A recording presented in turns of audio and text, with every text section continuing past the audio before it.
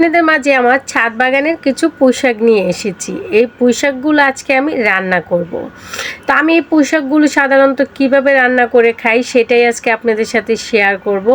আসসালামু আলাইকুম, কেমন আছেন আমার প্রিয় ভাই ও বোনেরা? আশা করি সকলেই ভালো আছেন। আলহামদুলিল্লাহ আমিও ভালো আছি। আজকে এই পুঁইশাকগুলো আমি রান্না করব বোম্বাই মরিচ আর বুটের ডাল দিয়ে। মুসুরি ডাল দিয়ে, খেসারি ডাল দিয়ে তো অনেক খেয়েছেন পুঁইশাক, বুটের ডাল দিয়ে কি খেয়েছেন? যাই হোক, বুটের ডালটা আমি সিদ্ধ করে নিলাম, দেখতেই পাচ্ছেন। এখানে দেখেন আমি হাফ সিদ্ধ করে নিয়েছি বুটের ডালটা। তারপর আমি পুঁইশাকগুলো বেছে নিলাম। যেহেতু আমার ছাদ বাগানের পুঁইশাক, তাই ভাবলাম একটু মজা করে রান্না করে আমার ভাই বোনগুলোর সাথে শেয়ার করি। আমি অবশ্য সবসময় আপনাদের সাধারণ রেসিপিগুলোই শেয়ার করি, যেগুলো আমাদের হাতের নাগালে থাকে বা ঘরে থাকে, আমরা যেগুলো ঝটপট রান্না করে খেতে পারি সেগুলো নিয়েই আমি ভিডিও শেয়ার করি আপনাদের মাঝে। সেজন্য হয়তো বা আপনারা আমার ভিডিওগুলো একটু কম দেখেন, তারপরেও কিন্তু কষ্ট নাই। আমার বিশ্বাস একদিন আপনারা ভালোবেসে ঠিকভাবে আমার ভিডিওগুলো দেখে যাবেন, সেই বিশ্বাসেই আমি আজও পর্যন্ত ভিডিওগুলো আপনাদের সাথে শেয়ার করে যাচ্ছি। দিয়ে দিলাম পরিমাণ মতো হলুদ, লবণ, মরিচ, ধনিয়ার গুঁড়ো দিয়ে আমি এটাকে ভালোভাবে কষিয়ে নেব। এখানে কিন্তু আমি আদা রসুন বাটাও দিয়েছি, দেখতেই পেরেছেন। এভাবে ভালোভাবে এটাকে কষিয়ে নিতে হবে। সুন্দরভাবে আমার কষানো হয়ে গিয়েছে দেখেন। এখন একটি আলু দিয়েছিলাম আমি ডাটাগুলোর সাথে, সেই আলুটা আর ডাটাগুলো আমি দিয়ে দিব। দিয়ে আলু আর ডাটাটাকে ভালোভাবে কষিয়ে নেব। থেকে বড় বিষয় হয়েছে কি জানেন, আপনাদের ভালোবাসা আমি কিছু হলেও পাই না যে তা না, সেই আশায় কিন্তু আমি ভিডিওগুলো সবসময় শেয়ার করি আপনাদের মাঝে। আপনাদের সাথে কষ্টের কথা শেয়ার করতে করতে দেখেন এদিকে ডাটাগুলো কষানো হয়ে গিয়েছে। এখন আমি বুটের ডালটা দিয়ে দিব, দিয়ে আমি ভালোভাবে কিছুক্ষণ এটাকে নেড়ে নেব। বেশ কিছুক্ষণ নেড়ে চেড়ে নিতে হবে, তাহলে খেতে ভালো লাগে বা কষানোটাও সুন্দরভাবে হয়।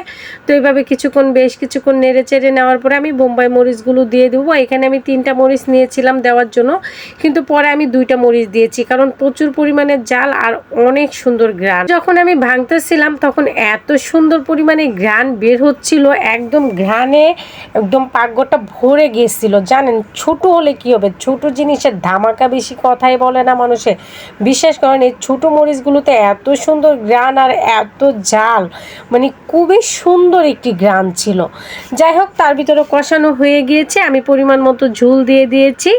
এখন এই ঝোলটা বলক চলে এসেছে, দেখতেই পাচ্ছেন। এখন আমি এখানে পুঁইশাকের যে পাতাগুলো সেগুলোকে আমি দিয়ে দেব। সমস্ত পুঁইশাকের পাতাগুলো আমি দিয়ে দিব। আর এই রেসিপিটা খেতে কিন্তু দুর্দান্ত হয়েছিল, অসাধারণ একটি রেসিপি হয়েছিল। যেসব ভাই বোনেরা এখনও বুটের ডাল দিয়ে, বোম্বাই মরিচ দিয়ে এভাবে পুঁইশাক রান্না করে খান নাই, তারা একবার খেয়ে দেখবেন, আশা করবো আপনাদের কাছে অসাধারণ লাগবে।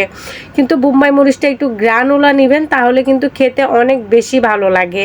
আমার কাছে তো খুবই ভালো লেগেছে খেতে। আমার ঘরে ছোট বড় সকলেরই কিন্তু আজকের এই রেসিপিটা অনেক বেশি পছন্দ হয়েছিল।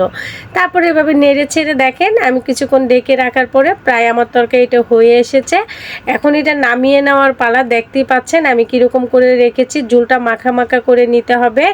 এটাতে কিন্তু আমি বাগার দিব না, আপনারা কেউ চাইলে বাগারও দিতে পারেন। আমি বাগারটা এই জন্য দিই না, যেহেতু বোম্বাই মরিচ দিয়েছি, সেটার একটা সুন্দর ঘ্রাণ আছে, সেজন্য আমি বাগার দিই নাই। অল্প কিছু আমি এখানে জিরার ফাঁকি দিয়ে নিয়েছি, ভাজা জিরার ফাঁকি দিয়ে আমি এখন তরকারিটাকে নামিয়ে নিব, চুলাটা বন্ধ করে দিব। দেখেন মাশাআল্লাহ কতটা সুন্দর লাগছে তরকারিটা। কেমন লেগেছে আপনাদের কাছে আমার ছাদ বাগানের পুঁইশাকের রেসিপিটা? যদি ভালো লেগে থাকে অবশ্যই একটি লাইক করবেন, কমেন্ট করবেন, শেয়ার করবেন।